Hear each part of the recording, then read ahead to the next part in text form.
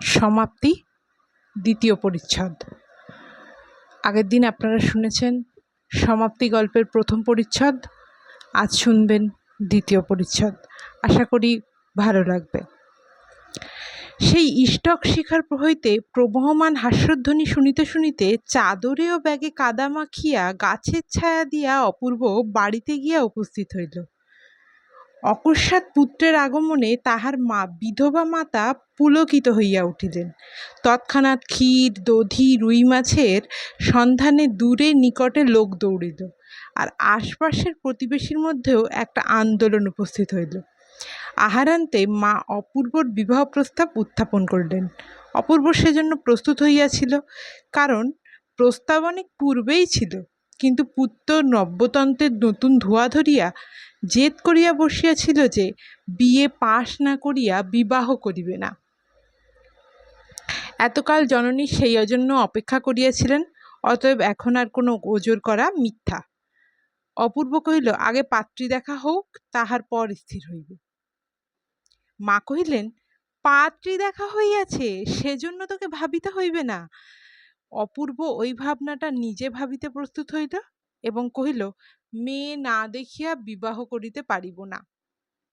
মা ভাবিলেন, এমন সৃষ্টি ছাড়ার কথাও কখনো শোনা গেছে কি? কিন্তু সম্মত হইলেন। সে রাত্রে অপূর্ব প্রদীপ নিবাইয়া বিছানায় শয়ন করার পর বর্ষা নিশীথের সমস্ত শব্দ এবং সমস্ত নিস্তব্ধতার পরপ্রান্ত হইতে বিজন বিনিদ্র শয্যায় এক অতি উচ্ছ্বসিত উচ্চ মধুর কণ্ঠের হাস্যধ্বনি তাহার কানে আসিয়া ক্রমাগত বাজিতে লাগিল। মন নিজেকে কেবলই এই পীড়া দিতে লাগিল যে সকালবেলা সেই পদস্খলনটা যেন একটা কোনো উপায়ে যদি সংশোধন করিয়া লইয়া উচিত। বালিকা জানিল না যে আমি অপূর্ব কৃষ্ণ অনেক বিদ্যা উপার্জন করিয়াছি, কলিকাতায় বহুকাল যাপন করিয়াছি আসিয়াছি, দৈবাত পিছলে পা দিয়া কাদায় পড়িয়া গেলেও আমি উপহাস্য উপক্ষণীয় একজন জেসে গ্রাম্য যুবক নহি। পরদিন অপূর্ব কোনো দেখিতে যাইবে, অধিক দূরে নহে, পাড়াতেই তাহাদের বাড়ি।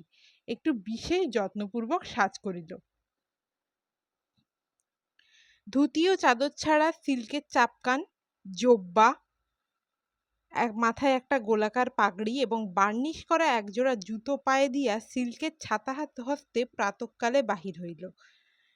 সম্ভাবিত শ্বশুরবাড়িতে পদার্পণ করিবা মাত্র মহাসমারোহে সমাদরের ঘটা পড়িয়া গেল।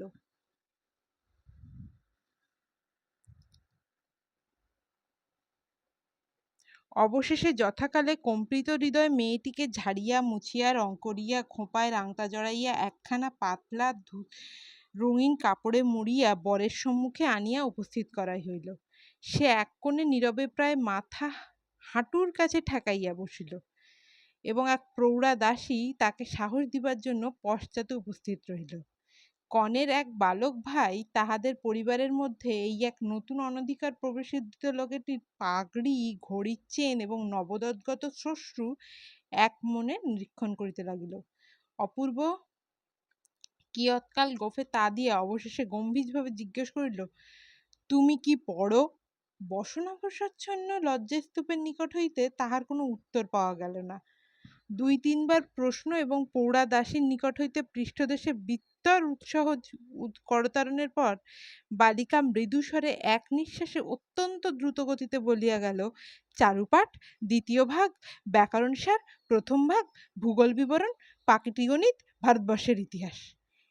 এমন সময় বহির্দেশে একটা অশান্ত গতির ধূপধাপ শব্দ শোনা গেল এবং মুহূর্তের মধ্যে দৌড়িয়া হাঁপাইয়া পিঠের চুল দোলাইয়া মৃন্ময়ী ঘরে আসিয়া প্রবেশ করিল। অপূর্ব কৃষ্ণের প্রতি দৃকপাত না করিয়া একেবারে কোণের ভাই রাখালের হাত ধরিয়া টানাটানি আরম্ভ করিয়া দিল।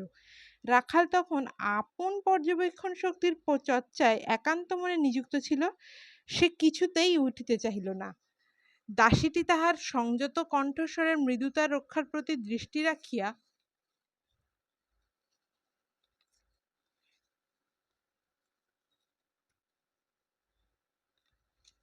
যথাসাধ্য তীব্রভাবে মৃন্ময়ীকে ভৎসনা করিতে লাগিল।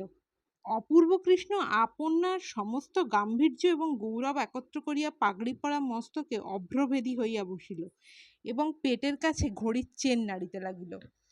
অবশেষে সঙ্গীটিকে কিছুতেই বিচলিত করিতে না পারিয়া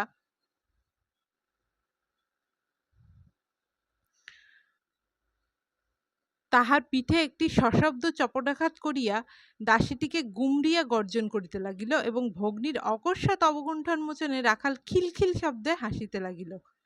নিজের পিঠের প্রবল চপটাঘাতটিকে সে অন্যায়প্রাপ্য মনে করিল না, কারণ এরূপ দেনা পাওনা তাহাদের মধ্যে সর্বত্রই চলিয়াছে।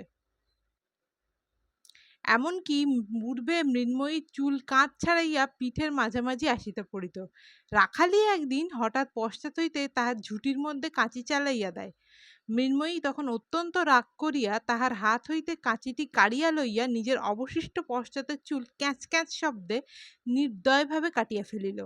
তাহার কোঁকড়া চুলের স্তবকগুলি শাখাচ্যুত কালো আঙুরের স্তূপের মতো গুচ্ছ গুচ্ছ শব্দে মাটিতে পড়িয়া গেল। উভয়ের মধ্যে এরূপ শাসন প্রণালী প্রচলিত ছিল। অতঃপর এই নীরব পরীক্ষা সভা আর অধিকক্ষণ স্থায়ী হইল না। পিণ্ডকার কন্যাটি কোনো মতে পুনশ্চ দীর্ঘকার হইয়া দাসী সহকারে অন্তঃপুরে চলিয়া গেল। অপূর্ব প্রবল গম্ভীরভাবে বিরল গুম্ডরেখায় তা দিতে দিতে ঘরের বাহিরে যাইতে উদ্যত হলো। দ্বারের নিকটে গিয়া দেখে বার্নিশ করা নতুন জুতাজোড়াটি যেখানে ছিল সেখানে নাই, এবং কোথায় আছে তাহা বহু চেষ্টায় অবধারণ করা গেল না। বাড়ির লোক সকলেই বিষম বিব্রত হইয়া উঠিল। অপরাধীর উদ্দেশ্যে গালি ও ভৎসনা অজস্র বর্ষিত হইতে লাগিল। অনেক খোঁজ করিয়া অবশেষে অনন্যোপায় হইয়া বাড়ির কর্তার পুরাতন ছিন্ন ঢিলা চটিজোড়াটা পরিয়া প্যান্টালুন চাপকান পাগড়ি সমেত সুসজ্জিত অপূর্ব কর্দমাক্ত গ্রামপথে অত্যন্ত সাবধানে চলিতে লাগিল। পুষ্করিণীর ধারে নির্জন পথপ্রান্তে আবার সেই উচ্চকণ্ঠের অজস্র হাস্যকলোচ্ছ্বাস, যেন তরুকল্লবের মধ্য হইতে কৌতুকপ্রিয়া বনদেবী অপূর্বর ওই অসঙ্গত চুটিজোড়ার দিকে চাহিয়া হঠাৎ যেন হাসি ধারণ করিতে পারিলেন না। অপূর্ব অপ্রতিভভাবে থমকিয়া দাঁড়াইয়া ইতস্তত নিরীক্ষণ করিতেছে, এমন সময় ঘন বন হইতে বাহির হইয়া একটি নির্লজ্জ অপরাধিনী তাহার সম্মুখে নতুন জুতাজড়িটা রাখিয়াই পলায়নোদ্যত হইল। অপূর্ব দ্রুত বেগে দুই হাত ধরিয়া তাহাকে বন্দী করিয়া ফেলিল। মৃন্ময়ী আঁকিয়া বাঁকিয়া হাত ছাড়াইয়া পলাইবার চেষ্টা করিল, কিন্তু পারিল না। কোঁকড়া চুলে বেষ্টিত তাহার পরিপুষ্ট সহাস্য দুই মুখখানির ওপরে শাখান্তরালচ্যুত সূর্যকিরণ আসিয়া পড়িল। রৌদ্রোজ্জ্বল নির্মল চঞ্চল নির্ঝরিণীর দিকে অবনত হইয়া কৌতূহলী পথিক যেমন নির্বিষ্ট দৃষ্টিতে তাহার তলদেশ দেখিতে থাকে, অপূর্ব তেমনি করিয়া গভীর গম্ভীর নেত্রে মৃন্ময়ীর ঊর্ধ্বক্ষিপ্ত মুখের উপর তরিতত্তল দুটি চক্ষুর মধ্যে তাকিয়া দেখিল এবং অত্যন্ত ধীরে ধীরে মুষ্টি শোথল করিয়া যেন যথাকর্তব্য অসমাপন্ন রাখিয়া বন্দিনীকে ছাড়িয়া দিল।